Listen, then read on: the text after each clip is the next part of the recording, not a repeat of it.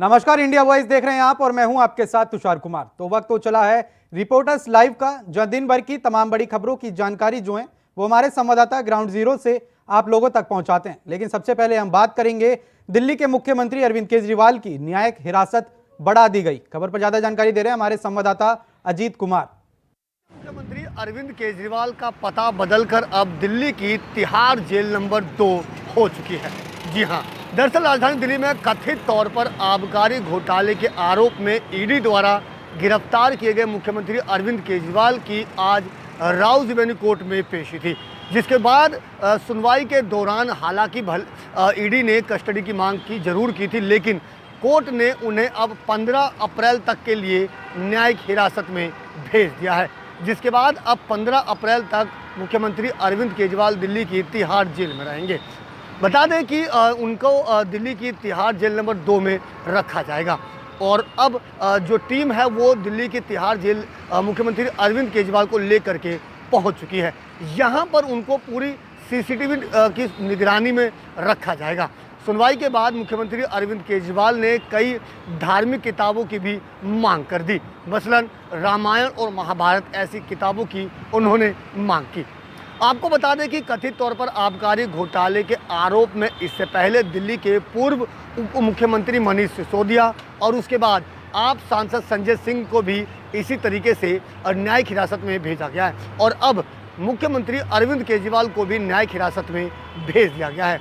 यानी कि साफ कहा जा सकता है कि आने वाली 15 अप्रैल तक अब दिल्ली के मुख्यमंत्री अरविंद केजरीवाल दिल्ली की तिहाड़ जेल नंबर 2 में रहने वाले हैं। फिलहाल अब ये साफ तौर पर कहा जा सकता है कि जिस तरीके से लगातार जांच में नए नए नाम खुलासे हो रहे हैं, अब ये कहा जा सकता है कि आम आदमी पार्टी की जो मुश्किलें हैं वो फिलहाल थमने वाली नज़र नहीं आ रही है। आपको बता दें कि सुनवाई के दौरान जिस तरीके से विजय नायर का नाम जोड़ा गया और विजय नायर के नाम के जवाब में मुख्यमंत्री अरविंद केजरीवाल ने साफ तौर पर कहा कि वो विजय नायर दिल्ली की मंत्री आतिशी और सौरभ भारद्वाज को रिपोर्ट करते थे। ऐसे में अब यह भी कहा जा सकता है कि आने वाले दिनों में ईडी की जांच में और कई नाम भी सामने आ सकते हैं। Ajit Kumar, India voice.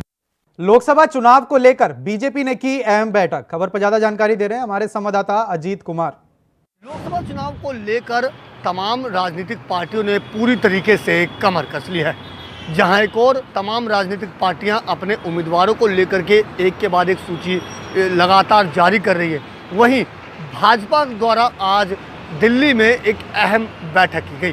दरअसल आपको बता दें कि भाजपा की ये अहम बैठक मैनिफेस्टो कमेटी को लेकर के हुई, जिसमें हाल ही में मैनिफेस्टो कमेटी का गठन भाजपा के राष्ट्रीय अध्यक्ष जेपी नड्डा द्वारा किया गया था, जिसके अध्यक्ष राजनाथ सिंह की अध्यक्षता में आज की यह बैठक हुई, जिसमें किस तरीके से मैनिफेस्टो को तैयार किया जाना है और किन किन मुद्दों को लेकर के जो भाजपा है वो इस लोकसभा चुनाव में उतरेगी, इन तमाम चीज़ों को लेकर के इस मैनिफेस्टो कमेटी की बैठक में चर्चा की गई।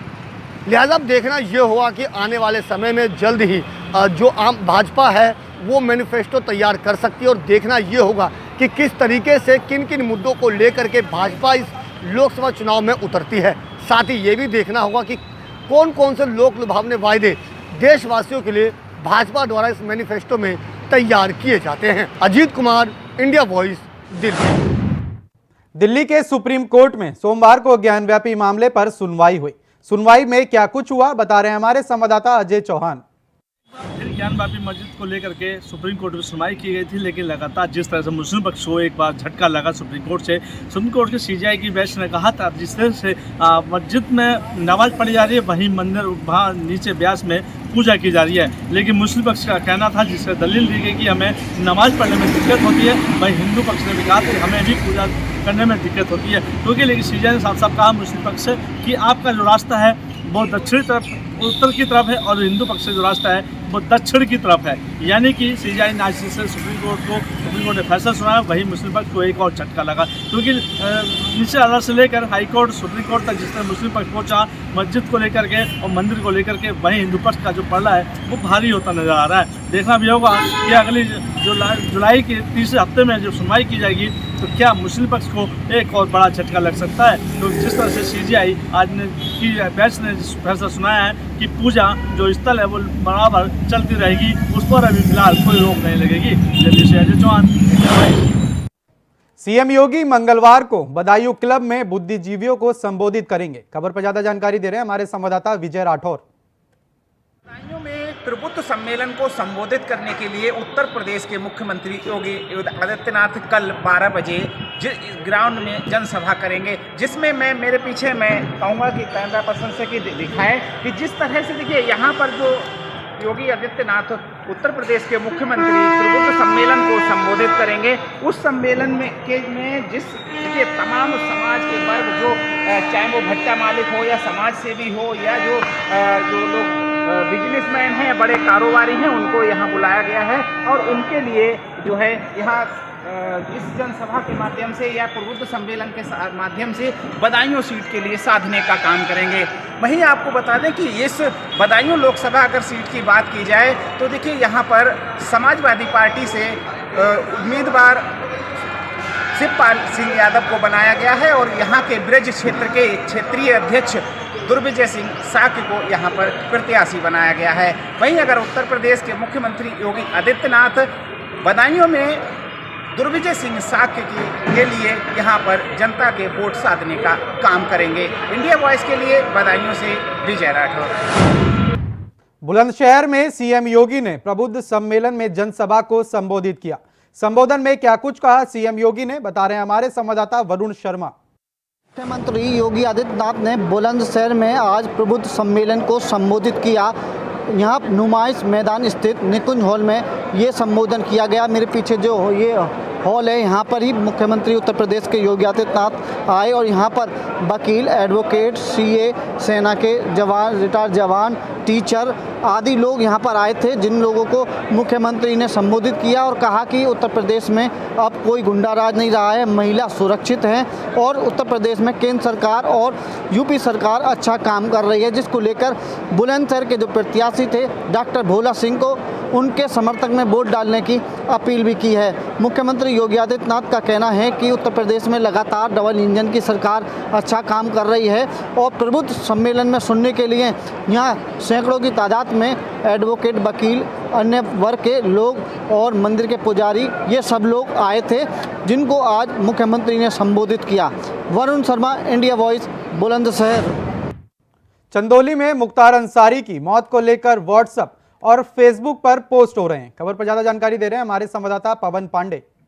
मुख्तार अंसारी की जेल में हार्ट अटैक से मौत के बाद उसके पक्ष और विपक्ष के लोग सोशल मीडिया पर तमाम पोस्ट कर रहे हैं, वहीं पोस्ट करके अपनी प्रतिक्रिया दर्ज करा रहे हैं। ताज़ा मामला चंदौली से है। दरअसल पुलिस विभाग में तैनात एक पुलिसकर्मी जो कि चंदौली पुलिस लाइन में टेलीफोन ड्यूटी में वो तैनात था और वह सोशल मीडिया के फेसबुक पर वह कल रविवार की रात्रि एक पोस्ट जो है डाली।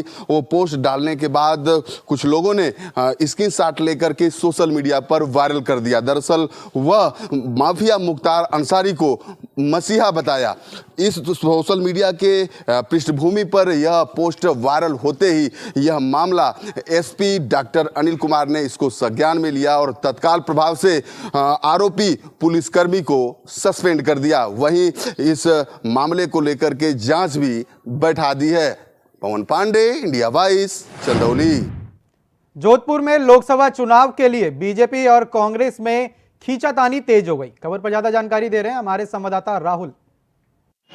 लोकसभा चुनाव को लेकर बीजेपी और कांग्रेस में आपसी खींचातानी शुरू हो गई है, जहां बीजेपी की ओर से लगातार प्रदेश भर में केंद्रीय मंत्रियों और प्रधानमंत्री नरेंद्र मोदी राजस्थान के दौरे पर, जी हाँ, कल भी केंद्रीय गृह मंत्री अमित शाह राजस्थान के दौरे पर थे और आज भी जोधपुर के दौरे पर हैं, जहाँ पर आज ग्राउंड में उन्होंने जनसभा को संबोधित किया है। तो वहीं वहाँ पर भी जिस तरह के कार्यकर्ता हैं उन तमाम कार्यकर्ताओं के साथ लोकसभा सीटों की कोर कमेटी की बैठक हुई, जिसके दौरान सभी कार्यकर्ताओं को किस तरह के मार्गदर्शन और बड़े बड़े टास्क हुए, क्योंकि इस बार लोकसभा चुनाव में जिस तरह से बीजेपी का जो फॉर्मूला है जी के एनडीए 400 पार की बात जिस तरह से बीजेपी पूरे प्रदेश भर में कर रही है, उसको लेकर बीजेपी इंडिया और बीजेपी राजस्थान को तमाम तरह के टास्क दिए जा रहे हैं। कल भी गृह मंत्री अमित शाह राजस्थान के जयपुर पहुंचे थे और जयपुर होटल ललित में के साथ लोकसभा सीट के कोर कमेटी की बैठक हुई थी। बैठक में तमाम जो कार्यकर्ता थे उन्हें तमाम प्रकार के मार्गदर्शन को टास्क दिए थे और जो बीजेपी का जो मूल मंत्र है वो यहाँ कहीं ना कहीं दिया गया था। अब 2 तारीख को प्रधानमंत्री नरेंद्र मोदी का कोटपुतली में कार्यक्रम है, जिसको लेकर पार्टी के जो प्रमुख राजस्थान के मुख्यालय है वहाँ से भी जितने भी पार्टी के पदाधिकारी हैं उनको लेकर टास्क दिया गया है। वो लगातार प्रधानमंत्री नरेंद्र मोदी और जितने भी बीजेपी के जो स्टार प्रचारक हैं उनकी दोनों को लेकर पूरे राजस्थान भर में तैयारियां हैं, क्योंकि कांग्रेस की ओर से भी अब राजस्थान में सियासी पारंपरिक उठा हुआ है, क्योंकि लगातार राजस्थान में कांग्रेस भी इस बार वादा कर रही है कि जो बीजेपी की हैट्रिक है वो कहीं ना कहीं टूटेगी। खुद गोविंद सिंह डोटासरा, सुखजिंदर सिंह रंधावा और पूर्व मुख्यमंत्री अशोक गहलोत ये वादा कर रहे हैं कि जो बीजेपी का जो तीसरा हैट्रिक है वो कहीं ना कहीं तोड़ने की कोशिश करेंगे। खुद जो नागौर, क्योंकि देखिए क्योंकि नागौर से भी कांग्रेस ने और आरएलपी ने गठबंधन में आए हैं और जो चूरू से जो सांसद है वो राहुल कस्बा वो यहाँ कहीं ना कहीं कांग्रेस में चल गए हैं। Rahul Jahangir, the voice of India. Dehradun में लोकसभा चुनाव को देखते हुए भारत निर्वाचन आयोग सख्त है। खबर पर ज्यादा जानकारी दे रहे हैं हमारे संवाददाता तुषार गुप्ता। लोकसभा चुनाव होने वाले हैं और उसके लिए जो भारतीय निर्वाचन आयोग है वो लगातार चेकिंग का अभियान चलाया जा रहा है और उसी के तहत मैं अभी मौजूद हूँ उत्तराखंड उत्तर प्रदेश के बॉर्डर पर और आप देख सकते हैं कि जो चेकिंग अभियान है यहाँ पर चलाया जा रहा है मुस्तैदी से। जो निर्वाचन के अधिकारी हैं वो यहाँ पर मौजूद है, साथ साथ अर्ध सैनिक बल की जो टुकड़ी है वो भी यहाँ पर मौजूद है, क्योंकि ये देखा गया है कि चुनाव के वक्त जो मादक पदार्थ नशा पदार्थ है और साथ साथ नोटों की गड्डी है जो चुनाव पर प्रभाव डाल सकती है, उसी के तहत जो गाड़ियां हैं उनकी चेकिंग की जा रही है। अभी तक की मैं बात करूँ तो करोड़ों रुपए का कैश अभी तक मिल चुका है, कई शराब की पेटियां निर्वाचन आयोग को मिल चुकी है। फिलहाल जो चेकिंग है वो मुस्तैदी से यहाँ पर की जा रही है, इनकी डिग्गी चेक की जा रही है। साथ साथ पूछा जा रहा है कि आप किस वजह से उत्तराखंड आ रहे हैं, क्योंकि अधिकतम जो गाड़ियाँ हैं वो उत्तर प्रदेश और जो बाहर के राज्य हैं उनकी चेकिंग की जा रही है, क्योंकि माना जाता है कि बाहर के ही जो लोग हैं वो यहाँ पर सप्लाई करते हैं। आप देख सकते हैं किस तरह से जो निर्वाचन के अधिकारी हैं साथ साथ जो होम गार्ड यहाँ पर लगाए गए हैं वो आपको पूरी तरह से चेकिंग करते हुए नज़र आएंगे और मुस्तैदी से यहाँ पर चेकिंग करते हुए नज़र आएंगे, क्योंकि जिस तरह से पारदर्शी चुनाव करने की बात निर्वाचन आयोग करता है और उसी के तहत जो टुकड़ियां हैं वो बॉर्डर्स पे लगाई गई हैं। जो उत्तराखंड की बात करूं तो यहाँ पर नेपाल, चाइना और साथ साथ हरियाणा, उत्तर प्रदेश समेत कई राज्यों के जो बॉर्डर्स हैं वो यहाँ पर लगते हैं और ऐसे में काफ़ी डिफ़िकल्ट हो जाता है निर्वाचन आयोग के लिए भी कि यहाँ पर चुनाव पारदर्शिता तौर पर किया जाए और इसी के तहत लगातार जो बॉर्डर्स हैं उस पर चेकिंग अभियान चलाया जा रहा है। इसके तहत 10,000 जो पुलिसकर्मी हैं होम गार्ड्स के उनकी भी टुकड़ियाँ जो उत्तर प्रदेश से उत्तराखंड सरकार ने मांगी है, ताकि जो पुलिस फोर्स है वो अत्यधिक यहाँ पर लगाया जाए ताकि जो निर्वाचन है उसे पारदर्शिता की जाए। अब देखना होगा किस तरह से जो निर्वाचन आयोग है वो लगातार कार्य करते हुए नज़र आएगा और साथ साथ कितना जो चुनाव के लिए जो ये रुपए और साथ साथ नशा पदार्थ यहाँ पर यूज़ होगा उससे रोकने की कोशिश किस तरह से निर्वाचन आयोग करेगा। फिलहाल जो मुस्तैदी है वो यहाँ पर साफ तौर पर देखने को मिल रही है। कैमरा जर्नलिस्ट निशांत चौहान के साथ मैं तुषार गुप्ता। मुख्तार अंसारी की मौत के बाद छोटे बड़े नेता मुख्तार अंसारी के घर पर पहुंच रहे हैं। क्यों पहुंच रहे हैं नेता, बता रहे हैं हमारे संवाददाता आसिफ बैग। मुख्तार अंसारी की मौत के बाद अब यूपी में सियासत भी तेज हो गई है। छोटे और मझोले दलों के प्रमुख नेता मुख्तार अंसारी के घर पहुंचकर सांत्वना दे रहे हैं और उनके परिवारीजनों के आरोपों को हवा भी देने में जुट गए हैं। फिलहाल जिस तरह से मुस्लिम मतदाताओं को लेकर मुख्तार अंसारी अब एक राजनीतिक मुद्दा बन गए हैं, लेकिन गौर करने वाली बात यह भी है कि कई ऐसे बड़े नेता जो कभी मुख्तार अंसारी को खास मानते थे, लेकिन उनके जनाजे में नहीं पहुँचे। बता दें कि यूपी की सियासत अब काफ़ी सरगर्मियों वाली हो गई है। मुख्तार अंसारी की मौत के बाद सपा प्रमुख अखिलेश यादव, बसपा सुप्रीमो मायावती समेत कई दिग्गजों ने उनकी मौत की उच्च स्तरीय जांच कराए जाने की मांग किया।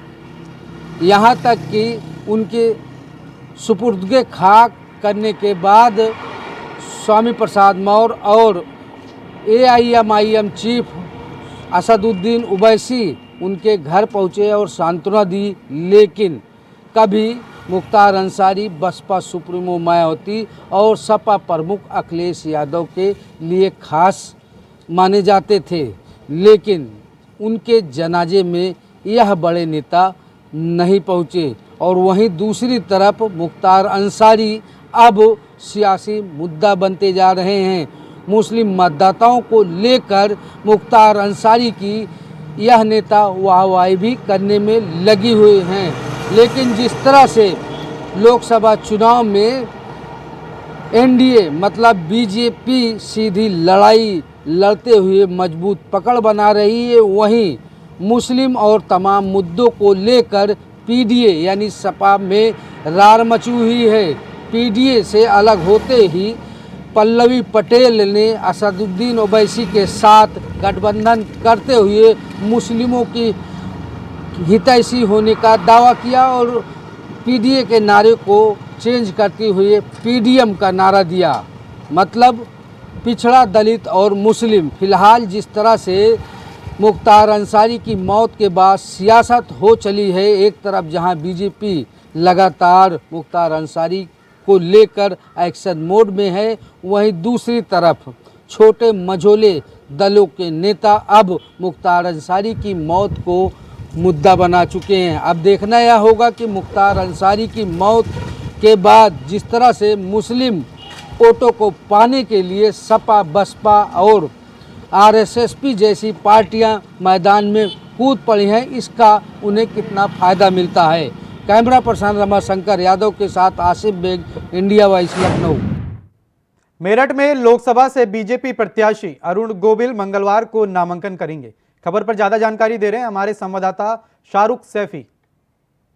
लोकसभा चुनाव के लिए कल मेरठ हापुड़ लोकसभा प्रत्याशी अरुण गोविल नामांकन करने मेरठ कलेक्टर परिषद में पहुंचेंगे। उनके साथ कई अन्य दलों के नेता भी नामांकन करने कलेक्टर परिषद में पहुंचेंगे।